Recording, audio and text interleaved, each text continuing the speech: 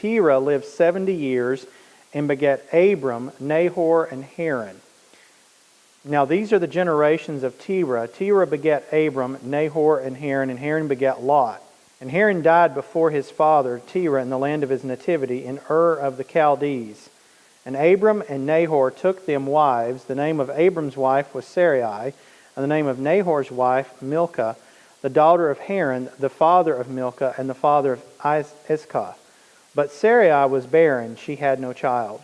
And Terah took Abram his son, and Lot the son of Haran, his son's son, and Sarai his daughter-in-law, his son Abram's wife, and they went forth with them from Ur of the Chaldees to go into the land of Canaan, and they became unto Haran and dwelt there. And the days of Terah were 205 years, and Terah died in Haran. One of the things that you see about Abram is that Abram, and of course the Lord would later change his name to Abraham, is that his journey has setbacks. He has delays. He has things that happen in his life that it's not this, we look back on history and we think, okay, we start at point A and we arrive at point B. But many times, even if you look at well-known people, you're going to find that those folks had challenges in their lives. They had things in their lives that they had to work through. They had to learn some things from God. It's not this, I started at point A and arrived at point B, and there were no distractions or obstructions or hurdles or anything that I had to get around or get across. It is said that Winston Churchill had a speech impediment, but he became one of the greatest speakers of the 20th century and leaders. Theodore Roosevelt had asthma as a child, and his father said, Teddy, you have the mind, now we need to get your body to follow the mind.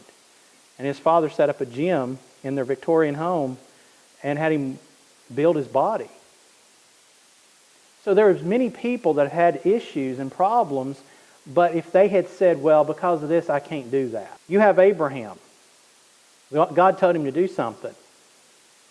But Abraham didn't always follow through with everything. But you know what? He had a God that said, you know what? Regardless, I'm going to see you through. So I don't know what you're facing this morning.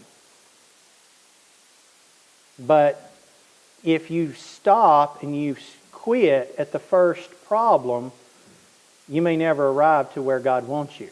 Make sure, and I've got younger people in this room too, don't let the problems of life stop you from what God's called you to do. Because if you do, you may never realize what God had for you in this life. Abraham, if he had quit, or if he had, even when he disobeyed, if he had said, okay, I disobeyed, well then that's it. So what we see with Abraham is that the Lord is going to continue to work with him even while he has his setbacks and his delays. He's going to continue to encourage Abraham, and Abraham's going to continue to press forward in what God's called him to do, even though Abraham at times made a mess of things. And let's just use the word, he sinned in areas. But that didn't stop him from doing what God called him to do. And so notice here that number one, we see that Abraham was in Ur of the Chaldees. Now, if you look at your map, you'll see that first one there, the one that says the Babylonian Empire. This was the one I had readily available. And you don't have Ur on here, but did you see where it says Babylon? There, and I circled it, and it may not be as clear on yours. Forgive me if that's the case. But you have Babylon, and then up to the middle, so this area where it says Babylonia in that yellow, that's also, when it comes to topographical and also vegetation, that's known as the Fertile Crescent. It's also known as Mesopotamia. Well, that area, if you look up at the top, I underlined Haran, that's where Abram and Lot and his brother and his father and the wives are going to travel to first. That's what we read verses 26 through 32.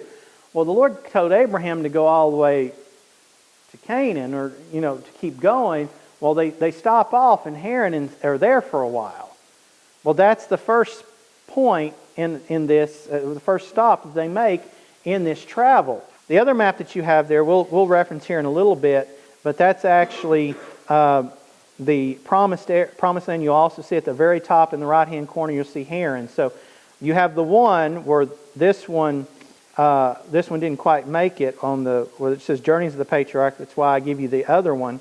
But you see Haran up at the very top. Well, that's the migration of Abraham. That's where he's traveling. He's going to travel down later.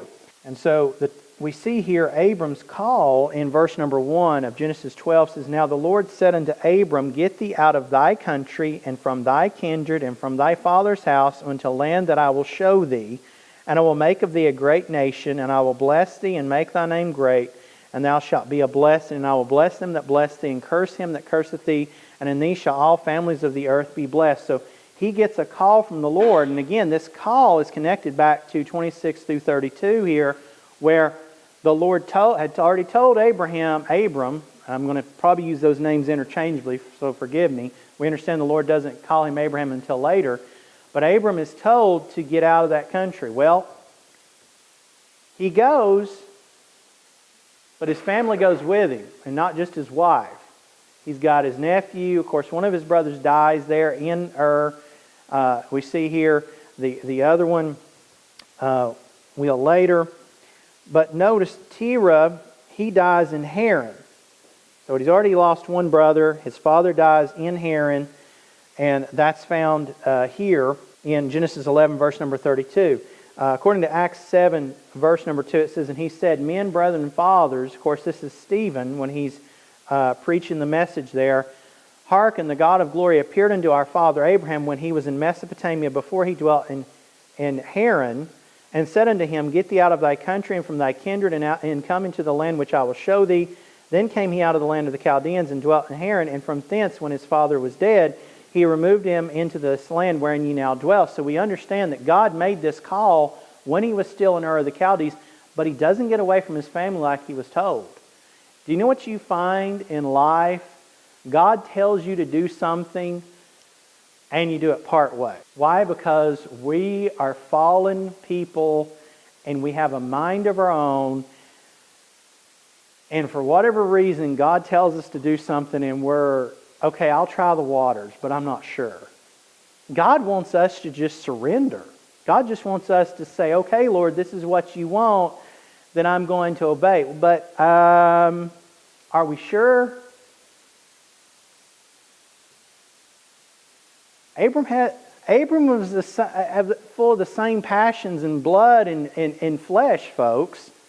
He's a great name, and I think we can learn a lot from his life and some good things, but there's some things that we can see and go, hey, God used him in spite of himself. And you know what God does with us? He uses us in spite of ourselves. Sometimes we just need to surrender and say, Lord, okay, this is going to be difficult, but this is what I'm supposed to do. This is what you've told me to do. I'm going to do it. But we have a problem, and the problem is called faith. Genesis 12:1, he tells him, he says, Get thee out of thy country, from thy kindred, from thy father's house, unto a land that I will show thee. Well, here's the thing. Abraham does these in stages, because you see he gets out of his country, but the other commandments are not followed yet. Because remember, he's in Haran. He's still with his kindred. He's still with his father's house. And he hasn't seen the land yet. Well, the problem is those other things haven't happened yet. So Abraham, by the time we get through, we see that he finally leaves Haran. So he completes the first 3 commands. But it's not happened completely yet. You know, there's some things that are still lacking there. There's still some things that needs to happen. And so we see the promise in verse number 2. It says, And I will make of thee a great nation, and I will bless thee, and make thy name great, and thou shalt be a blessing. And I will bless them that bless thee, and curse him that curseth thee, and in thee shall all families of the earth be blessed. Now I'm just going to take a moment. I want to break this down for just a second. He says, I will make of thee a great nation, and I will bless thee. And I'll say this. You look at the history of Israel, they've been a great nation, and they're small, but I would count them as a great nation today. But you know what? It's not fully fulfilled yet. They're going to be greater. they're going to be much greater. He says, and I will make thy name great. I think his name's going to be greater in eternity. But even now, people look back at Abraham, right? We look at Abraham. Even Islam looks back at Abraham. His name is great. He says, thou shalt be a blessing. And I will bless them that bless thee, and I will curse them that curseth thee. And in thee shall all families of the earth be blessed. I was thinking about this because, again, I've had the opportunity, and we're finishing up this week in Genesis with our Institute. And I was looking back and I was thinking about some of this. You know, even historically in the Old Testament, there were nations and individuals that were blessed when they knew the Jews and they took care of the Jews and they were friends of them. Think about it with me for just a minute. Abraham, there were people of the land that were blessed because of how they conducted themselves with Abraham. I think about a couple other names. Jacob, even though Laban was a trickster, they were tricking each other. Do you know Laban admitted to him that he had been blessed by having him there? Joseph, completely blessed with going through the life of Joseph this semester. I see a young man, I know this isn't our study to this morning, but folks, I'd encourage you to take some time in detail and look at the life of Joseph. And we know it on the surface, but look at it sometime. Joseph had many reasons to be bitter.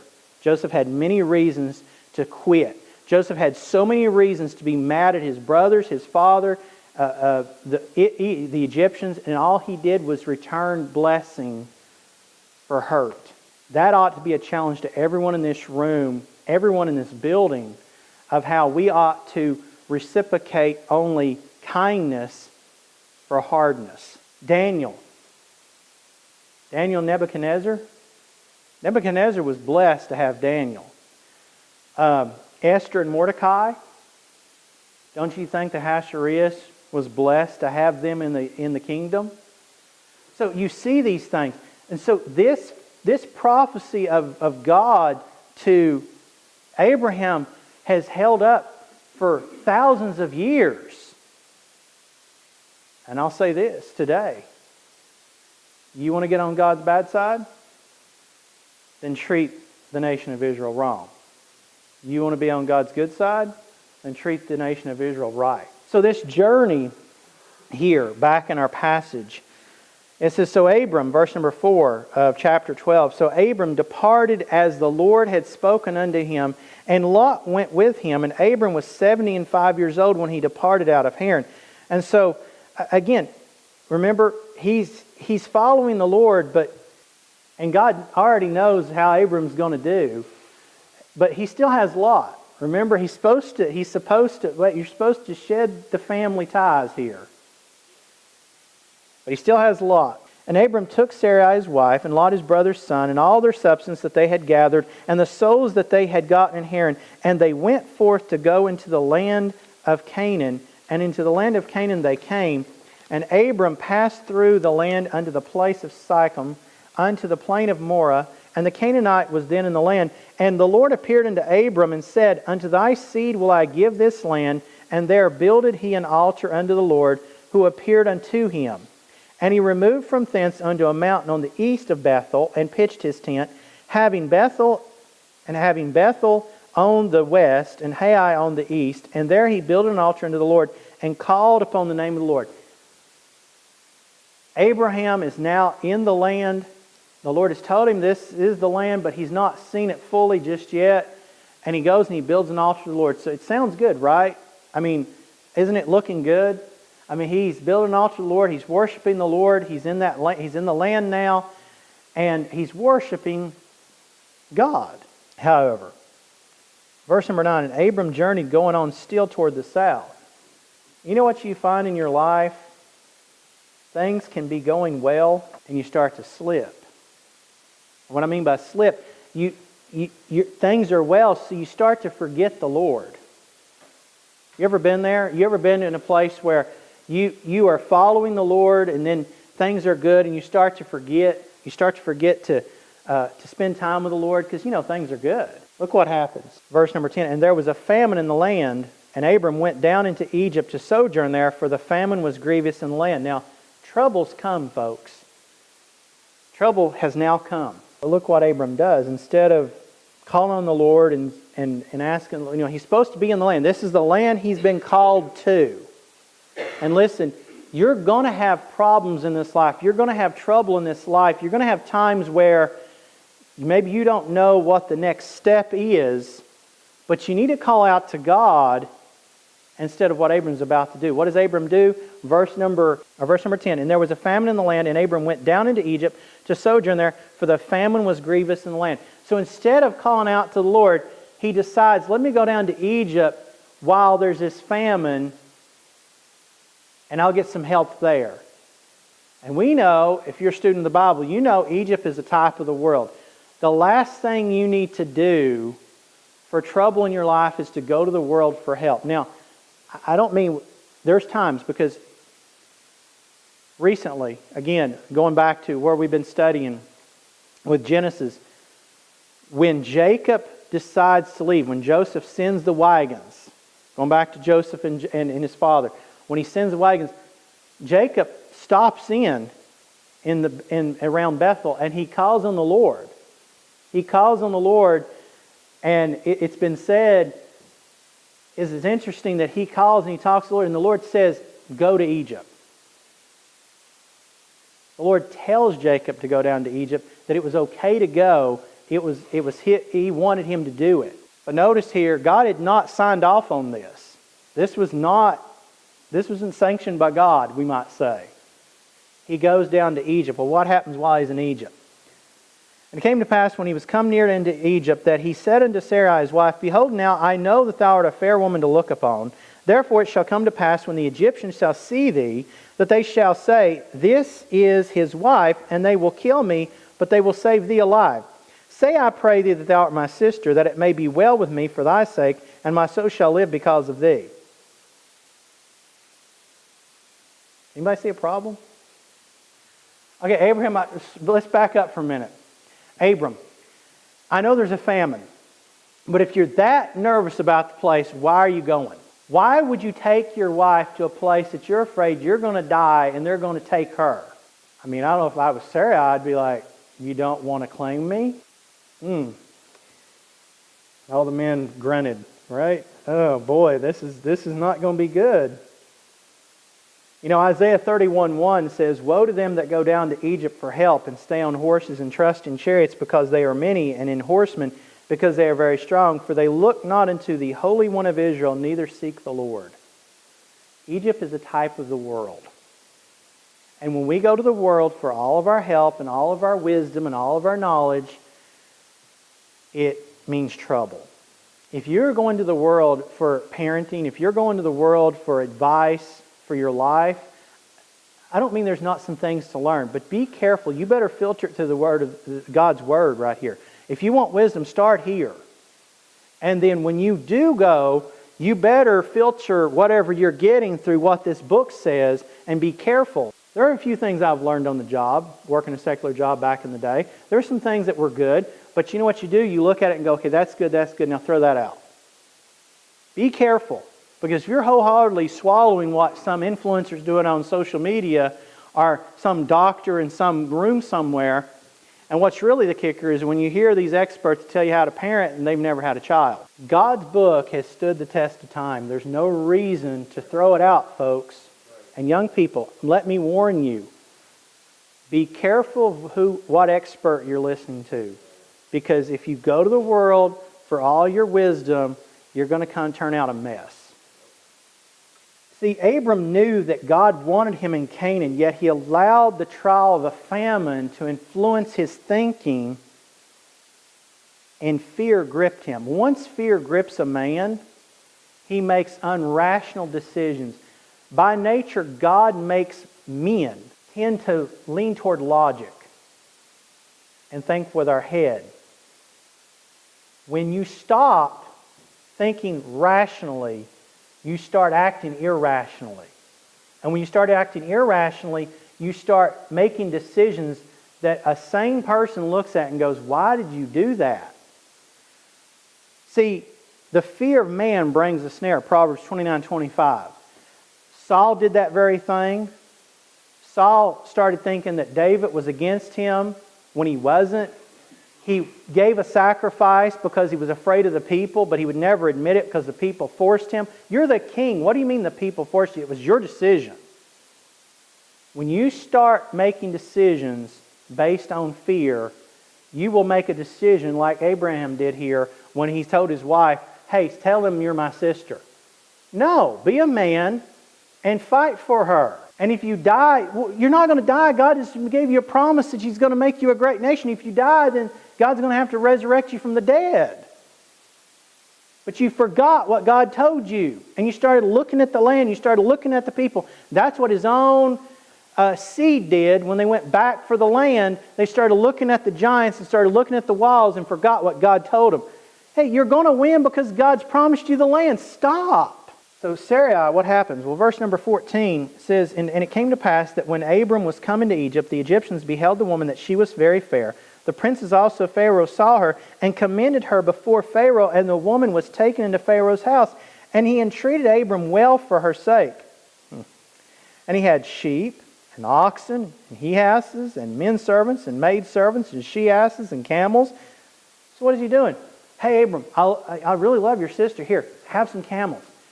Have some livestock. Have some maid servants. Have some men servants.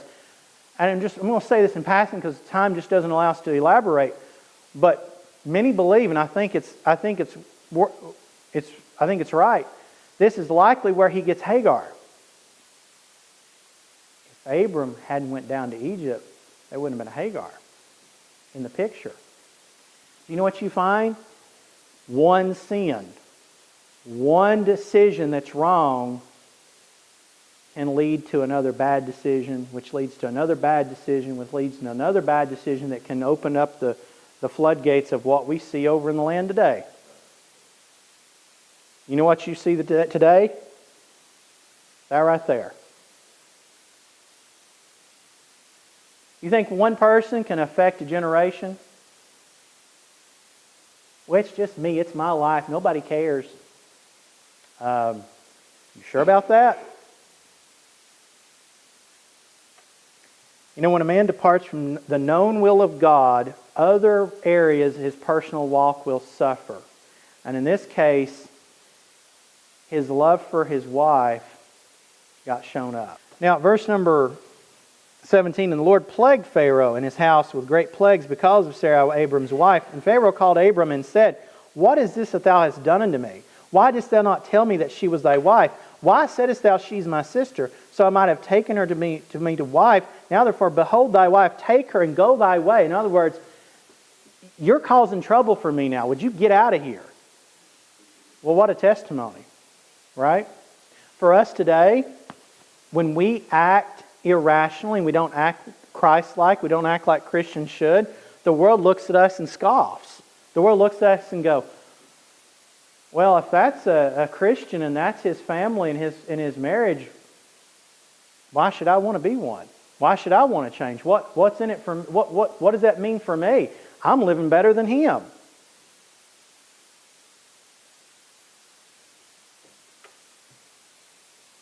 You know, Abram's plan backfired. If he had only obeyed God, things would have worked out. If God could feed 5,000 on a mountainside, don't you think He could have fed Abram and his wife and the few that were with him? If God could have fed a whole nation in a wilderness later, don't you think He could have fed Abram and his household? Yeah.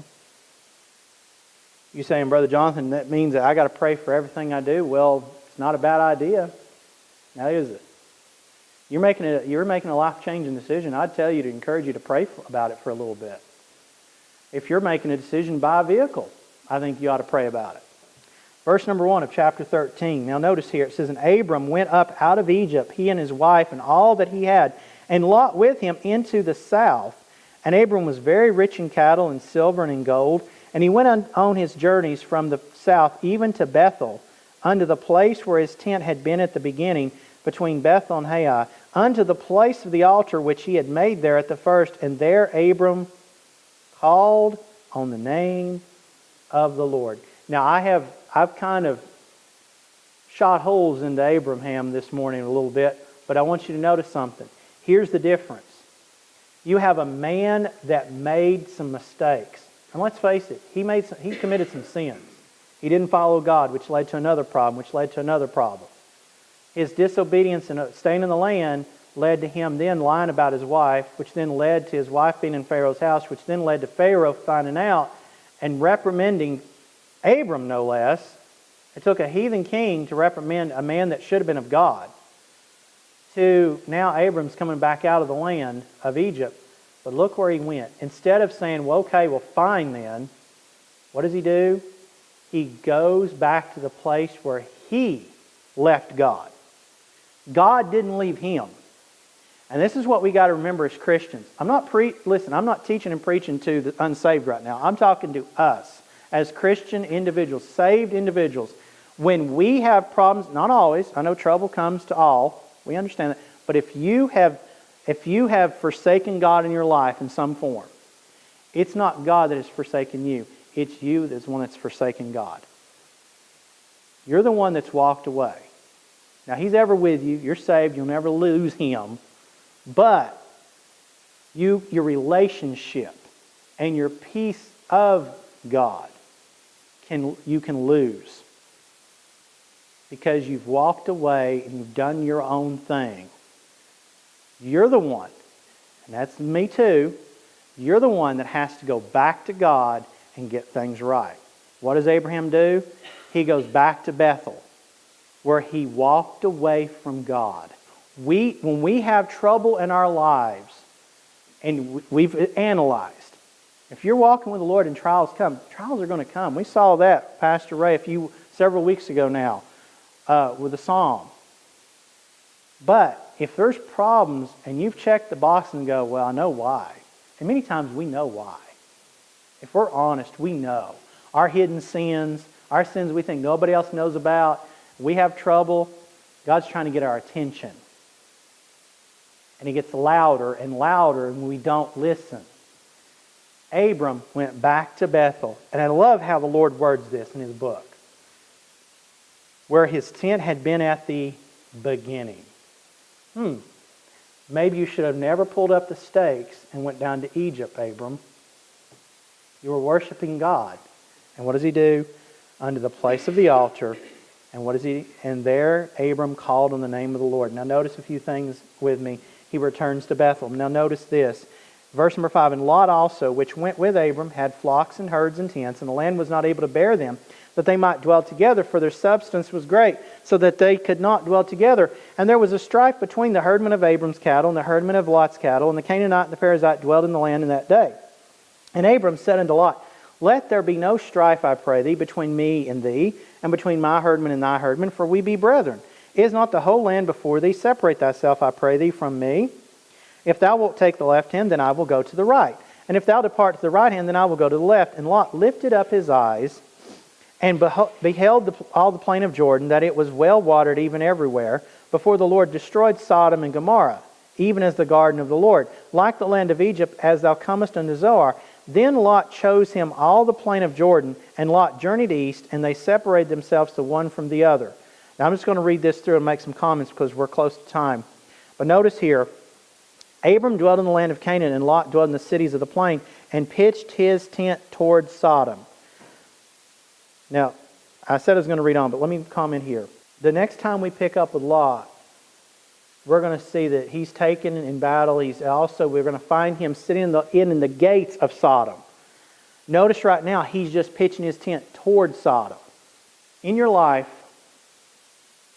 if you lean toward the world, eventually you're going to find yourself in the world. And you're cast out into the world. You're going to be there. You're going to be part of it. Listen, you've always got to be mindful of where you're at in your life with the Lord. But it says, notice here, but the men of Sodom were wicked and sinners before the Lord exceedingly. And the Lord said unto Abram, now notice here, once he finally separates from Lot, remember he was told to separate from his family, from all those things, unto a land that I will show thee. Notice verse number 14. And the Lord said unto Abram, after that Lot had separated from him, Again, notice the wording, after Abram and Lot had separated from him. Lift up now thine eyes, and look from the place where thou art northward, and southward, and eastward, and westward. For all the land which thou seest to thee will I give it, and to thy seed forever. And I will make thy seed as the dust of the earth. So if a man can number the dust of the earth, then shall thy seed also be numbered. Arise, walk through the land in the length of it, and in the breadth of it, for I will give it unto thee.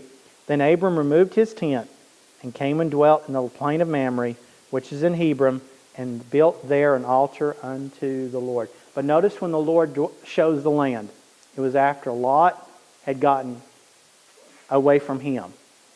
That final obedience that was needed. You know what? Many times we wonder, Lord, why aren't you doing this? Why aren't you doing that? Well, maybe it's because God wanted you to do something and you've not done it. Maybe you're supposed to be obedient first, and God says, okay, when you do that, then we can go to the next step in your life. God would have you to do some things in your life, and then maybe the next step is, okay, if you'll do these things, then I have a whole nother thing I want to reveal to you. But until you do those things, you're holding you back.